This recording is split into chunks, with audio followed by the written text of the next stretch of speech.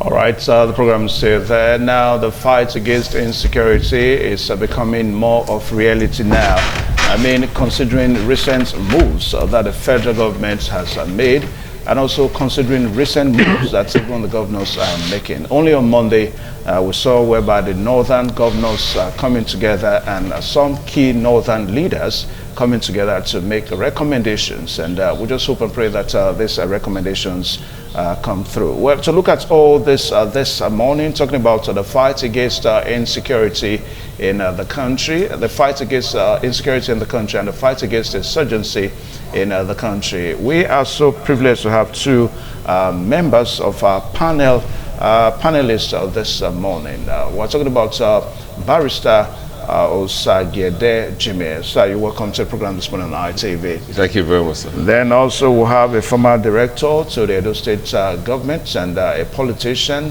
Derek Uhuago is also on the program this morning. Mr. Derek, you're welcome. Good morning. A very good morning to you. All right. Now, just as I read through the recommendations that the northern governors made, the need for us to have the establishment of state police. This has been on for quite some time, and we understand that the National Assembly are also meeting by today or tomorrow. This issue of the need for us to decentralize security architecture, in the country has become so germane. But gentlemen, let us look at it, because most times when we talk about creation of state policing in the country, the argument has always been that politicians will take advantage, of it. Now, I'm going to start with you, Barrister Jimmy, because you're typical of the kind of politicians that we have in the country. I mean, some politicians in the country want to take advantage of anything. Now, as we are making suggestions now, making recommendations for state police in the country, do you think politicians are also getting ready to also make amendments in a way not to use that to their advantage? Well, thank you very much. First and foremost, I want the National Assembly to tread cautiously. You don't adopt a system hook, line, and sinker. The first thing is to study how the system works. Let it not be the same debacle that we are experiencing for adopting the presidential system of government.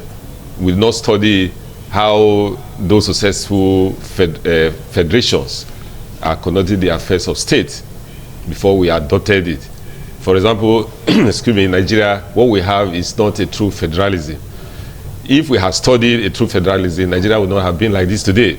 So what I recommend is let those who are at the helm of affairs, those who are sitting down, to do the theory, let them also examine the practical aspect. How will you implement it?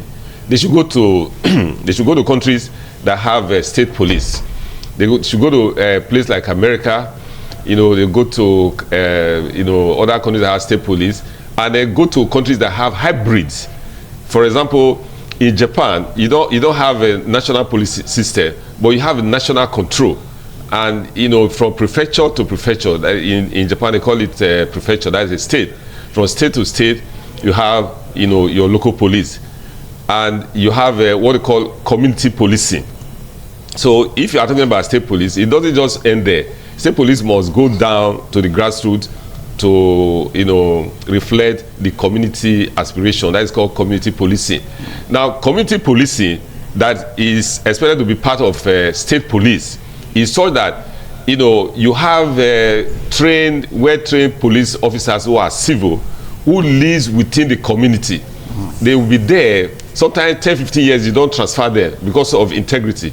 So they know everybody, just the way it used to be in our system those days. If anybody, new person enters the community, this is a new person. They know every new person that enters the community. So let us study state police. Let us study how it works. How are you going to finance it? Now, what is the implication for political misuse? What is the implication for for favoritism? Now we are crying about the ills in society, a lot of accusation against the police. That is maybe because it's a federal police. So if you are going to have state police, how is the governor going to use the state police? if you remember what happened in the last general elections, you know, in Edo State during the governorship election, it was, you know, the police was even involved as candidates, you know, supporting politicians to, you know, to cut ballot into the boxes and the rest of them. That is federal police. So if you are going to have state police, those were allegations, though. You know, we have practical experience. We are politicians. Derek knows what I'm talking about. I was at the police station when policemen came with politicians and they were shooting into the air. And by the arrangement of INEC, no armed policemen are supposed to go near the police station. They drove everybody away. You know, apart from you know, some of us who had already won their unit before they came. So if you now you know localize it, you see, it's going to be a terrible situation. That is not the problem that Nigeria is facing. Okay. The problem Nigeria is facing is a lack of credible institutions. That is our problem, not state policy or federal policy. Is it now that they are coming together to talk about state police? Now look at what is happening in Nigeria right now. The high level of insecurity, where, you know, it's common knowledge that when army officers were going to secure a place, they asked them to pull out for 5 minutes. School children are adopted. Now, if you have state police, is it not the same thing? In fact, it's going to be worse. It could be worse. All right, let me pause you now. Derek Ohuango, it's a good one to know that we are looking at this issue today within the ambience of, you know, politics. Politicians not using, because from the look of things now, as a matter of fact, the National Assembly members have you know, said that they are going to make sure that they put the bill into passage, that there is going to receive, you know, a quick passage and all that. But the worry that a lot of persons share is the fact that let it not be that it will be a case of from fry pan to fire. I mean, we are trying to solve one problem, and of course we are creating another. Derek Ohuango, state policing is what we're talking about this morning. Yeah, the issue of state policing is a good one. It is obtainable everywhere in the world. State and local policing is obtainable everywhere in the world, except Nigeria. And the fear has always been that the political class should not use it to their own advantage with regards to election rigging and what have you. You know, as Dimios Agede mentioned earlier, we have experienced this big deal in Nigeria, even in Edo State, even in my election, you know.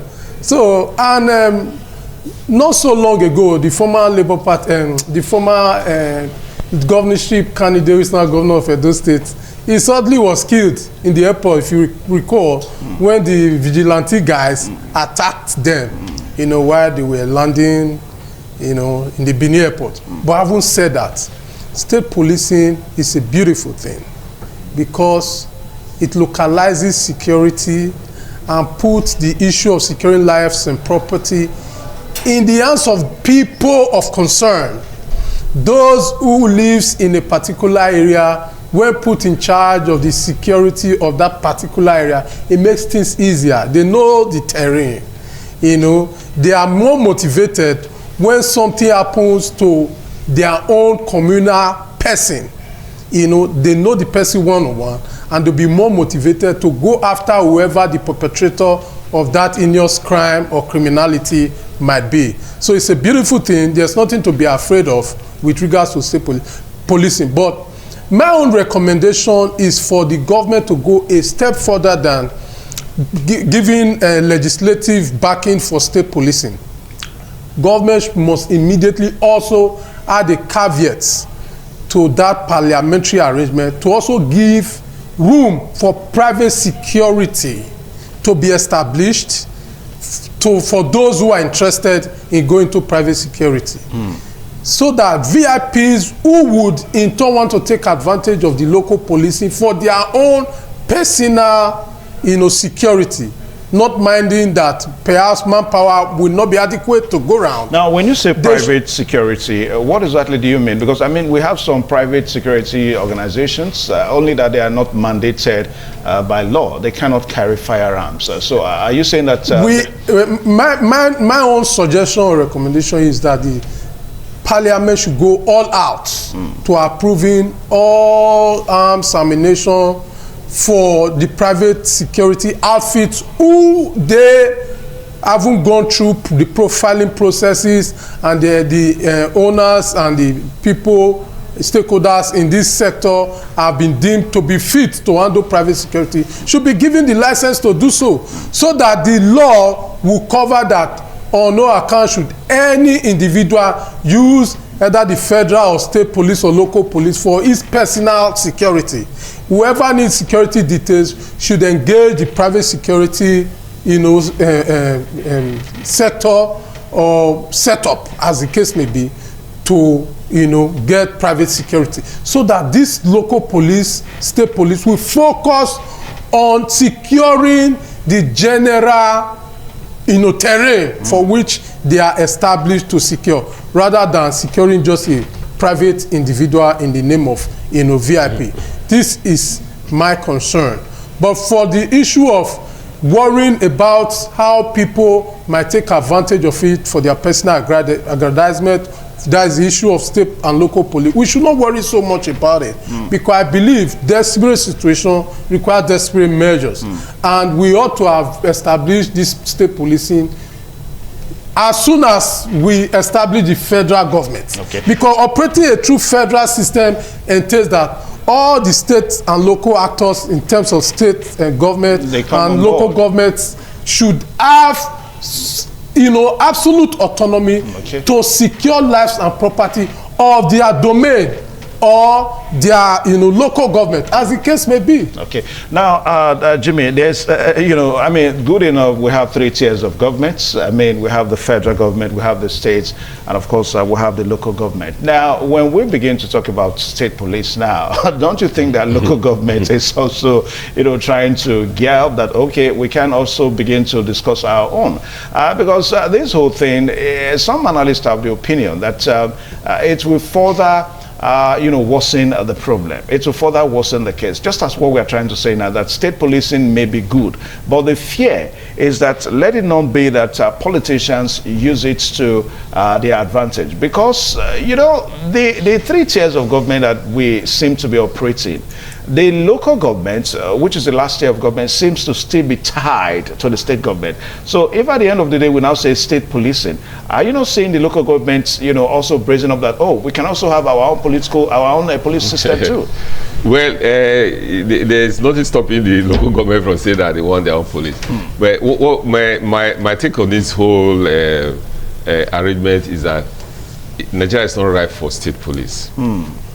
Because countries where state police, like you mentioned, have succeeded, they have functional institutions.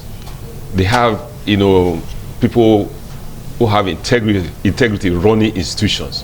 The judiciary is excellent. The president, the armed forces, and the rest of them. You see, right now, in terms of security in Nigeria, the security is so dislocated that what the federal government needs to do is to rediscover the security for Nigeria. Let the federal government. That is what is probably responsible for all this talks. No. What I mean is the insurgency, the banditry, the kidnapping must come to a very low ebb before you start talking about what are you going to hand over to the states? What are you going to hand over to the state to run their police? Are you going to hand over forests that are impenetrable because of bandits and kidnappers? Are you going to hand over, make a state government that is not able to, function properly in terms of financing institutions?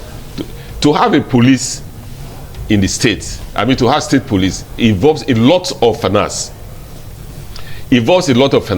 Why I'm stressing the fact that the federalism should be working properly is that let the state be able to generate enough funds so that they can buy arms and equipment, they can train their officers so that they can secure the state. But the way it is now, where most states go copy hand every month to Abuja to get allocation, how are you going to fund a state police? The National Assembly should not be bringing out laws based on agitations. They should bring out laws based on reality. What I see is not realistic.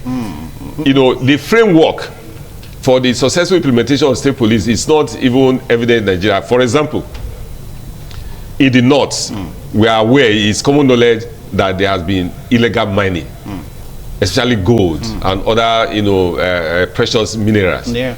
But the money coming from it is all going to the federal coffers. But in the Niger Delta, if you find anybody operating illegal refinery, you go there, you go and shut it down. The rest of them, you see the dislocation. Now, if you bring state police, what is the police in Edo State or Niger Delta going to destroy those refineries or secure them? And is the police in the north going to destroy those mining institutions, you know, stations or secure them? So the federal government must return the state to a stable security situation before you talk about state policing, so that they will have a place to start from. Okay. Nigeria is not, you remember me, I read the novel many years ago when I was primary school. The title is, one of the story is You Will Remember Me. It was a traveler that was going, and he was remembered because of what he did. Yeah. You know, so for instance, you are going to have a commissioner of police for your state. You are going to have in the, you know, the DPOs as we have. I don't know what they are going to call them and the rest. And you ask the question. Structure is going to cascade down. Yeah, you asked the question just now. Maybe the local government is going to ask for. You know, so the whole thing is going to be in disarray if it's not properly planned. That's why it's not ready now. Okay, let me pause you then. And now, away from that now, gentlemen, other issues were also discussed on Monday at the governors, at the Northern State Governors Forum in Kaduna. Now, we have the issue that has to do with the suspension of mining activities, just as what Barrister Jimmy said. Now, the Northern Governors Forum recommended a 6-month suspension of all mining activities to curb the funding of criminal networks by illegal mining and allow for an audit of licenses in consultation with the governors. Now, it's been said often, Derek Nwango, that mining activities in some states in the north is largely responsible for the insurgency. As a matter of fact, there are allegations that suggest that these illegal miners, they collaborate with some foreigners. You know, those foreigners bring in arms and ammunition in exchange of the solid minerals and all that. And after they have gone, those are the arms and ammunition that they use in perpetrating the insurgency in the country. Now, what is your take? I mean, for the Northern Governors Forum to suggest that all mining activities has to stop for 6 months, don't you think it's going to have an economic implication? Because whether we like it or not, there are some things that, you know, revenues that come in through those mining activities. Before I answer that question, let me react to what Jimmy Osagede, you know, earlier stated concerning state and local policing. Nigeria not being ready or ripe for it. I think you are seeing this situation from a pinhole. You should look at it from a very broad perspective, seeing that lives and property have been lost since 2009 as a result of insurgency. And we are also not unaware of the fact that military and policemen are not motivated enough to go after these insurgents, mainly due to the fact that they are not from that terrain. As a result, they are not adequately motivated. Also, because those that are affected are not their kinsmen. You know, they are not their locals. You take an Igbo man to the north for the purpose of military conquest or policing, he will not be as motivated as a Dan Ladi who lives in Kano, whose brother has been kidnapped in his own terrain. Even if he had just a penknife, he will go into that bush, so long as he have the authority of government to go and attempt the rescue operation for that individual. So in other words, the police personnel seems not to be committed. You cannot be as motivated as you ought to be. You are Evans, you work here in ITV. Yeah. If you are posted for maybe a special duty somewhere in Abuja, it will take you time to acclimatize. It will take you time to get used to the workings. You might never get used to it. Okay. Because now, it's not your terrain. That is before I answered, you know, the main question. Now, the question you asked me is if the stoppage of the mining activity in the north. Yeah, for the next 6 months. 6 months will affect, we have an economic effect. Yes. The answer to that question is that stakeholders are saying that it's going to have economic effect. The answer to that question is that it will not have a macroeconomic effect. Okay. All right. So let's quickly take a short break now. The program is still this morning on ITV, and we're looking at one of the recent of it's all the fights against insecurity in the country, whereby northern governors met on Monday, and they made some recommendations, very, very outstanding recommendations that we are following here. We'll be right back. Please stay tuned. TMI, every opinion counts.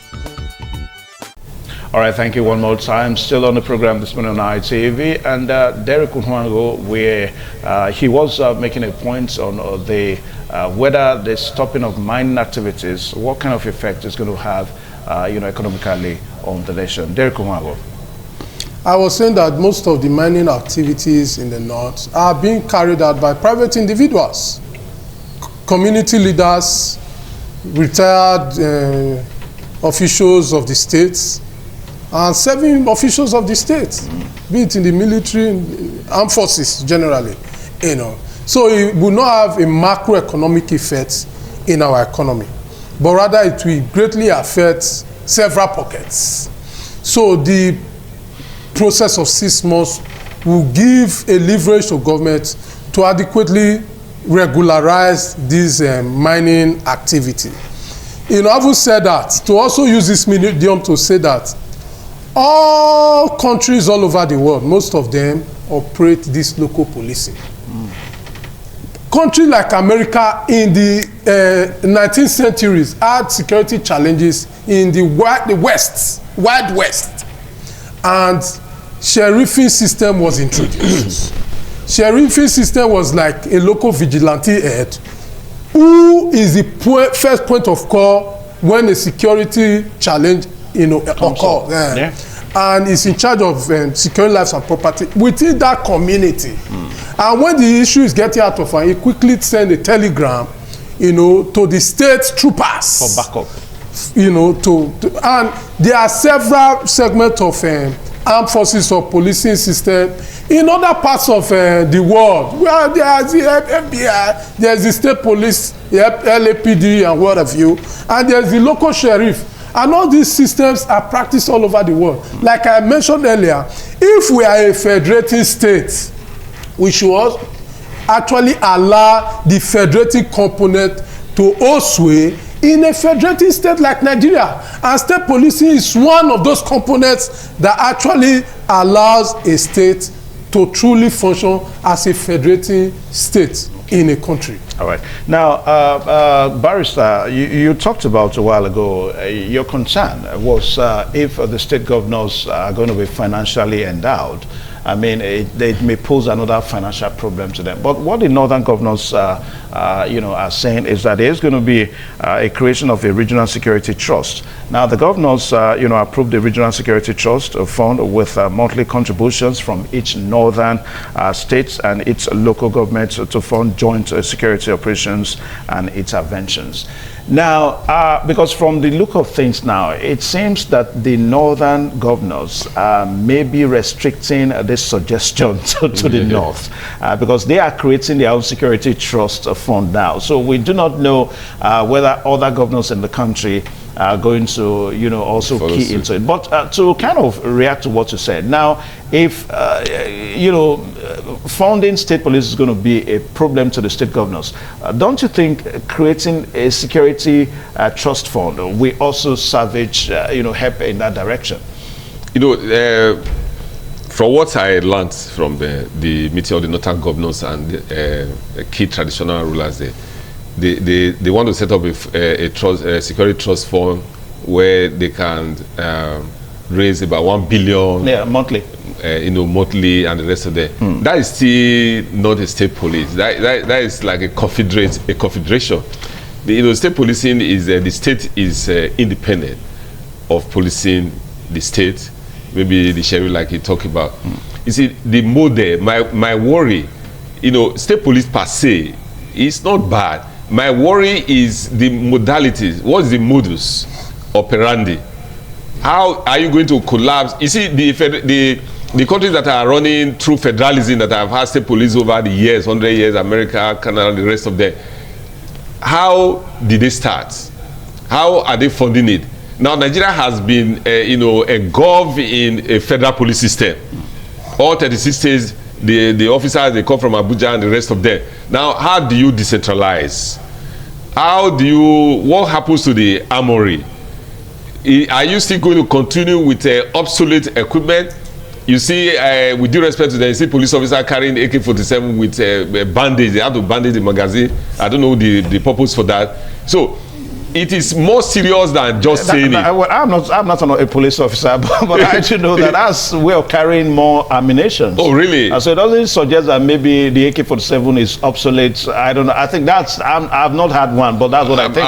I'm happy to hear that. But the point I'm making is that you are going to have a state police. We are aware that many police officers, they sew uniforms for themselves because of the paucity of funds from the federal government. Those are allegations. No, it's true. It's true. No, ask them. Ask any police officer. It's true.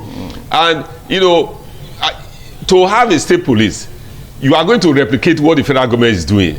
You are going to have vehicles. I know some state governments are doing that. You are going to have a lot of equipment. It is not as easy as we say. So we are talking about true federalism, where there's a devolution of power. The federal government, the state, and the local government. Let Nigeria practice true federalism first. Before you talk about state police, what we have now is not true federalism. And state police is not going to, but one of the ways of practicing true federalism, just like what Derek Juan was saying, is to allow the federating units to have their freedom. Yeah, they have not had it since independence. Nigeria, I'm the same age with Nigeria. Imagine 65 years they have not had state police. Are you just going to jump into state policing? Let's return. Let the federal government remove some items from the exclusive legislative list, and put it in concurrent. Let the state government have ability to, although there are legislation to that effect, but it's not practical now. Let them be able to run their seaports. Let them generate money. Let derivation. Let the federal government collect tax from oil, not collecting the oil and giving peanuts to the state. So that is how you embolden the state to raise enough funds to have, state police. Now, you are talking about state police. Where are the people who are going to run the state police? For instance, if the bill scales through National Assembly, are they being trained now? Are you going to poach? All that will come. Don't you think so? Are you going to poach from retired officers? Are you going to poach from officers who are not even happy that they were even policemen before, because they are crying that their gratuity is peanuts? Okay. So we are looking for officers that will have integrity, that will be credible. Beautiful. Let me just quickly give you an example. Quickly. Let me give you an example. In Japan, for instance, you have a local police.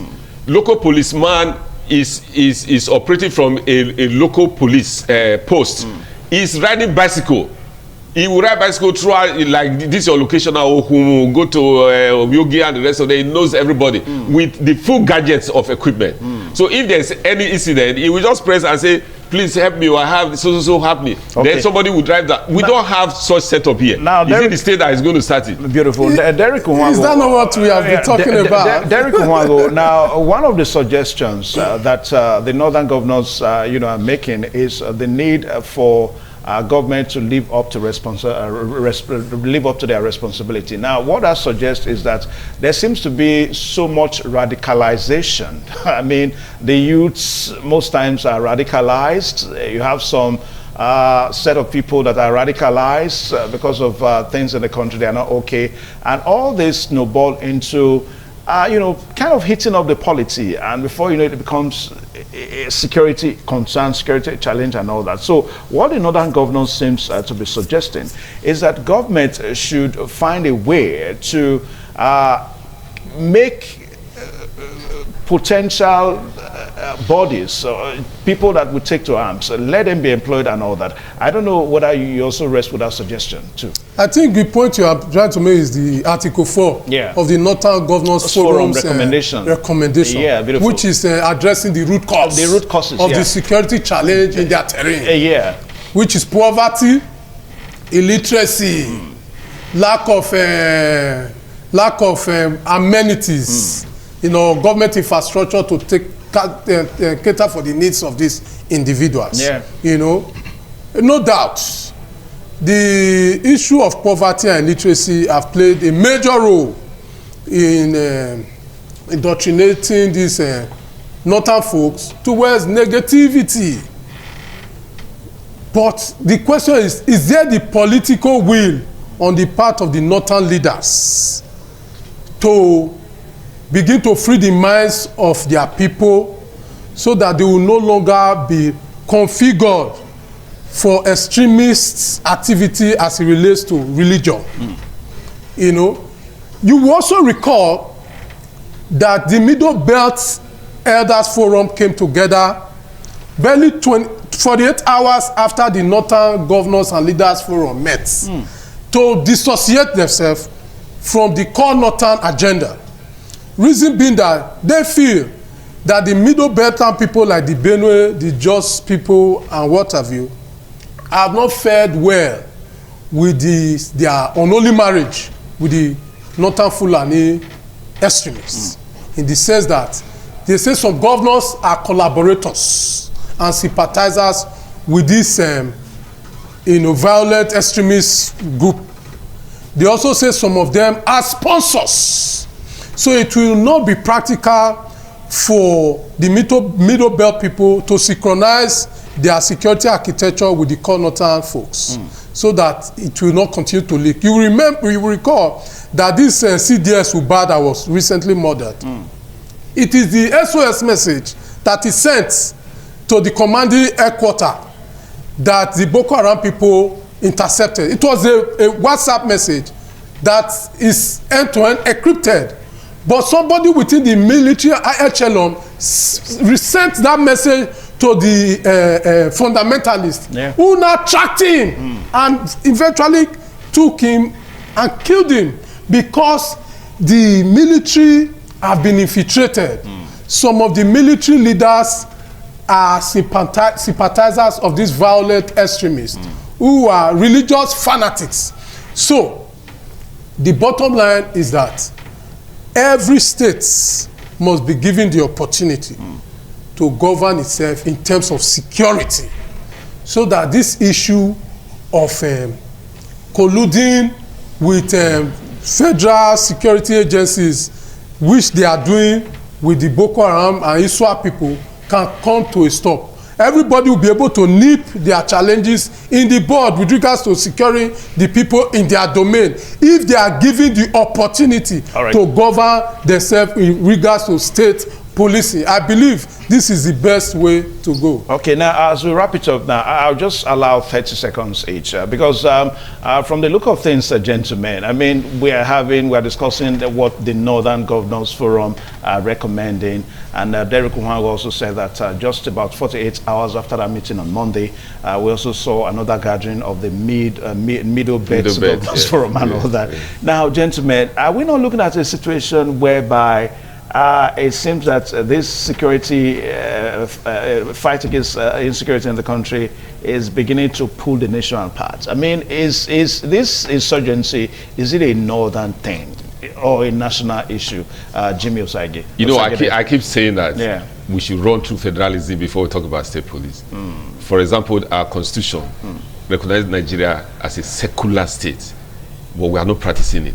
We have states that are sponsoring particular set of religion where they will pay for you to go to Hajj or go to wherever you want to go. You know, all those arrangements make people to be tribalistic and want to think of themselves alone. So before you have a state police, so you let all those areas work well. For instance, what is the social orientation of the average northern wife? Okay, now Derek Umango, 30 seconds quickly. For me, I will advise the state governor of Edo State to quickly distribute the arms that were hitherto seized from the vigilante people. Profile these people and give the arms back to them to secure our communities. Because proactive vision, they say, is the beginning of strategic wisdom. We must employ proactive means towards securing lives and property instead of reactionary measures. Let us focus on solving the problem before the problem comes to our doorsteps. Okay. All right. So we anchor the discussion here this morning.